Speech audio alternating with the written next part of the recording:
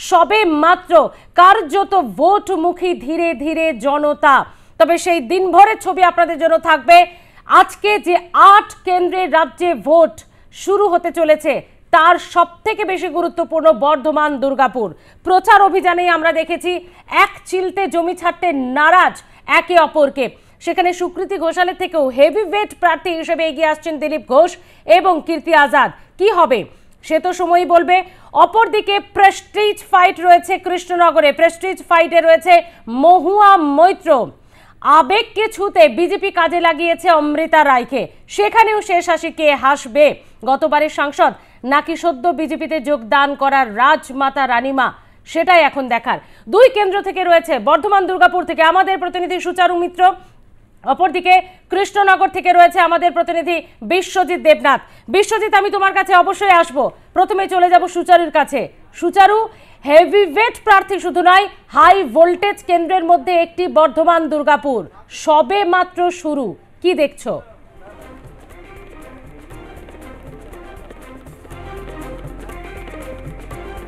দেখো, একেবারে 7টা বাজলো ঘড়িতে এবং ভোট গ্রহণের প্রাথমিক পর্ব শুরু হয়ে গেল।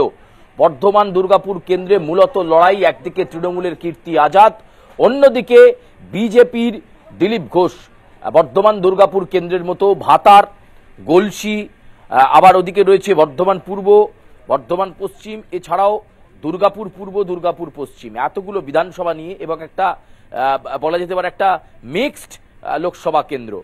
বর্ধমানের খানিকটা এবং দুর্গাপুরের খানিকটা নিয়ে এই বর্ধমান দুর্গাপুর লোকসভা কেন্দ্র। 15 লক্ষেরও বেশি ভোটার কিন্তু রয়েছে এবং সেখানে এর গত 2019 সালের যে নিরিখ, সেই নিরিখে যদি দেখো, সুরিন্দর সিং আলুওয়ালিয়া তিনি সাংসদ হিসাবে নির্বাচিত হন। এরপর তাকে কেন্দ্র বদল করে আসানসোলে প্রতিদ্বন্দ্বিতা করানোর জন্য পাঠানো হয়েছে। এই কেন্দ্রে মেদিনীপুর থেকে আনা হয়েছে দিলীপ ঘোষকে। ফলে আজকে সারাদিন আমাদের নজর থাকবে কীর্তি আজাদ এবং দিলীপ ঘোষের দিকে। এই মুহূর্তে আমরা রয়েছি যে স্কুলের সামনে, দেখতে পাচ্ছ ভোটারদের স্বতঃস্ফূর্ত লাইন। সকাল থেকে আমরা দেখতে পাচ্ছি নারায়ণদিঘি শিশু শিক্ষা কেন্দ্র, সেখানে একটা লম্বা লাইন আমরা দেখতে পাচ্ছি। ভোটাররা লাইনে অপেক্ষমান এবং তারা তাদের গণতান্ত্রিক অধিকার সকাল সকাল প্রয়োগ করার জন্য এসে গিয়েছেন। বুথের ভেতরের লাইনটা আমরা একটুখানি নজর রাখবো। এখানে একই রকম ভাবে কিন্তু সেন্ট্রাল ফোর্স একেবারে সামনে কোনো ভেহিকল দিতে দিচ্ছে না। তুমি দেখতেই পাচ্ছ লাইনটা কতটা বড় স্মৃতি এবং লাইনে অপেক্ষমান ভোটাররা রয়েছেন, তাদের সঙ্গে একটুখানি কথা বলবার চেষ্টা করব। সকাল সকাল কেন? সকাল সকাল কেন? সকাল সকাল ফাঁকা আছে, এই সময় দিয়ে দেবো, আবার কাজে থাকবো, কতক্ষণ আসবো না আসবো, তাই জন্য সকাল সকাল। একেবারে সকালবেলায় কিন্তু অনেকে লাইনে দাঁড়িয়ে পড়েছেন। সকালটাকে বেছে নেওয়া কেন? রোদ বলে? রোদ বলে, ঠান্ডা ঠান্ডা ভোটটা দেওয়া। একেবারে বুঝতে পারছো, একদিকে কিন্তু পুরুষরা যেমন দাঁড়িয়েছেন লাইনে, অন্যদিকে মহিলারাও কিন্তু লাইনে অপেক্ষমান রয়েছেন। তবে সিনিয়র সিটিজেন যারা রয়েছেন তাদেরকে যাতে, যারা শারীরিকভাবে সেভাবে সক্ষম নন বা অনেকটা বয়স হয়েছে, তাদের দিকে তাকিয়ে কেন্দ্রীয় বাহিনী কিন্তু একটা বিশেষ ব্যবস্থা করেছে যে তাদেরকে লাইনে না দাঁড় করিয়ে সরাসরি বুথে গিয়ে ভোট দেওয়ানোটা। এবং এদিকে আমি দেখাতে চাইবো মহিলাদের লাইনটা, তুমি দেখতে পাচ্ছ লম্বা একটা লাইন দেখা যাচ্ছে। অন্যান্য 3 দফাতে যেরকম আমরা লাইন স্মৃতি দেখেছি, এখানেও তাই। এবার বলে রাখি যে এই বর্ধমান দুর্গাপুর কেন্দ্রের মধ্যে কিন্তু তপশিলি জাতিভুক্ত এলাকা রয়েছে একেবারে জেনারেল কাস্ট এলাকা, এমনকি তুমি এই এরিয়ার মধ্যে কিন্তু সংখ্যালঘু সম্প্রদায়ের মানুষজনকেও পাবে। ফলে একটা মিক্সড এরিয়া বর্ধমান দুর্গাপুর কেন্দ্র। একদিকে কৃষি বর্ধমানে, অন্যদিকে দুর্গাপুরে শিল্পাঞ্চল এরিয়া। ফলে দুটোকে মিলিয়ে এই লোকসভা কেন্দ্র।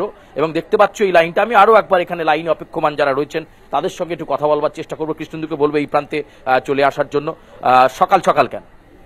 সকাল সকাল কেন? প্রচন্ড ভিড় হয়, ওই কারণবশত বাচ্চারা আছে, সেই কারণে সকালে ভোটটা দিয়ে যাওয়ার জন্য।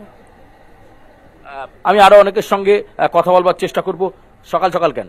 এই যা রোদ, তারপরে আসল কাজটা সকালবেলা করে দেওয়া উচিত, তারপরে বাকি কাজ করব। যখন লাইন দিতে এলেন, কোন রাজনৈতিক দলের তরফে কোনো বাধা? না, সেরকম কিছুই দেখিনি। একেবারেই বুঝতে পারছো স্মৃতি যে স্বতঃস্ফূর্ততা লক্ষ্য করা যাচ্ছে। 15 লক্ষ মানুষ বর্ধমান দুর্গাপুর কেন্দ্রে আজকে সকাল 7টা থেকে সন্ধ্যে 6টা পর্যন্ত তাদের গণতান্ত্রিক অধিকার প্রয়োগ করবেন। স্মৃতি, একদমই তাই সুচারু। এবং এই যে পুরুষ এবং নারী মহিলাদের যে লাইন, তাতে কিন্তু বেশ লম্বা যে সংখ্যা, তা কিন্তু উৎসাহ ব্যঞ্জক। খুব ভালো লাগলো 7 সকালে বর্ধমান দুর্গাপুরের এই ছবিটা তোমার মাধ্যমে দর্শকদের সামনে তুলে ধরতে। আপাতত ধন্যবাদ। দিন যত বাড়বে দেখবো আমরা দুর্গাপুর, বর্ধমান দুর্গাপুরের ছবিটা ঠিক কেমন থাকে তোমার মাধ্যমে। আপাতত ধন্যবাদ সুচারু। আমাদের সঙ্গে রয়েছে আমাদের আরেক প্রতিনিধি বিশ্বজিৎ দেবনাথ। বিশ্বজিৎ, ভোট শুরু হওয়ার আগের থেকেই গতকাল রাত থেকেই শুরু হয়ে গেল বোমাবাজি নাকাশিপাড়াতে। বিশ্বজিৎ, কি অবস্থা সেখানের? এবং এরই পাশাপাশি বিশ্বজিৎ জানতে চাইবো যে এই বোমাবাজির অবস্থায় ভোট কি কোনো রকম বিঘ্ন ঘটেছে? তুমি যে কেন্দ্রে রয়েছো, যে বুথে রয়েছো, সেখানকার ছবিটা সরাসরি একটু দেখতে চাইবো বিশ্বজিৎ। দেখো স্মৃতি, গতকালকে রাত্রিবেলা আমরা দেখে আসছি কৃষ্ণনগর লোকসভার নাকাশিপাড়া বিল্লো গ্রামে গতকালকে রাত্রে প্রায় 10 থেকে 12টি বোমা মারে, এরকমই অভিযোগ। তারপর কিন্তু স্থানীয় বাসিন্দারা কিন্তু নাকাশিপাড়া থানা পুলিশকে খবর দেওয়া হয়। তারপর কিন্তু নাকাশিপাড়া থানা পুলিশ এসে ঘটনাস্থলে কিন্তু প্রায় কেন্দ্রীয় বাহিনী জওয়ান ও রাজ্য পুলিশ কিন্তু তারা ঘটনাস্থলে আছেন। এখনো পর্যন্ত স্পর্শকাত চিহ্ন করা হয়েছে নাকাশিপাড়ায়, কারণ গতকালকে যে ঘটনাটি ঘটেছে রাতের অন্ধকারে, রাতে সেইখানে প্রায় 10 থেকে 12টি বোম মারে, এরকমই জানা গেছে। কে কারা রাতের অন্ধকারে বোম মেরেছে সেই নিয়ে তদন্ত চালাচ্ছে নাকাশিপাড়া থানা পুলিশ। আজ তোমাকে বলি, সকালবেলা যে সোমবার সকাল থেকে 7টা বাজতে চলছে, এখনো পর্যন্ত 2টি লোকসভা, কৃষ্ণনগর লোকসভা, লোকসভা, এই লোকসভায় 7টা বাজতে কিন্তু লম্বা লাইন, ভোটারদের লম্বা লাইন সকাল থেকে দেখতে পাচ্ছ। সকাল থেকে বিশাল পরিমাণে লাইন, কিন্তু তারা সকাল সকাল তারা ভোট দেবেন এরকমই তারা জানিয়েছেন। এখনো পর্যন্ত নদিয়া জেলায় বিভিন্ন 2টি লোকসভার কিন্তু প্রায় 132 কোম্পানি কেন্দ্র বাহিনী দেওয়া হয়েছে, এরকমই জানা গেছে। সকালবেলা কিন্তু যারা ভোটার, যারা লাইন দেবেন, বয়স্ক যারা 60 বছর অতিক্রম হতে চলে, তাদের জন্য কেন্দ্র বাহিনী জওয়ানরাও, রাজ্য পুলিশকে কিন্তু তাদের কিন্তু লাইন আর বেশি লাগছে না, তারা কিন্তু অবিলম্বে তারা ভোট দিয়ে চলে যাচ্ছে। কারণ সিনিয়র সিটিজেন যাকে বলে, এখানে মহিলা ও পুরুষ কিন্তু পাশাপাশি 2টি লাইন করা হয়েছে। দেখতে পাচ্ছ মহিলাদের লাইন করা হয়েছে, পুরুষদের লাইন করা হয়েছে। সেখানে কিন্তু পাশাপাশি তারা কিন্তু সকাল সকাল তারা ভোট দিচ্ছে না, এরকম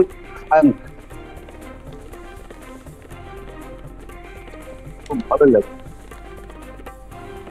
সকালে আমাদের কাজ আছে না, সারাদিন ফ্রি থাকতে পারবো, দেখে শুনে চলতে পারবো, ভালোভাবে চলতে পারবো। সকালে ভোট দিতে আসছি, তখন আমাদের কাজ আছে তো। না না না, ওসব কোনো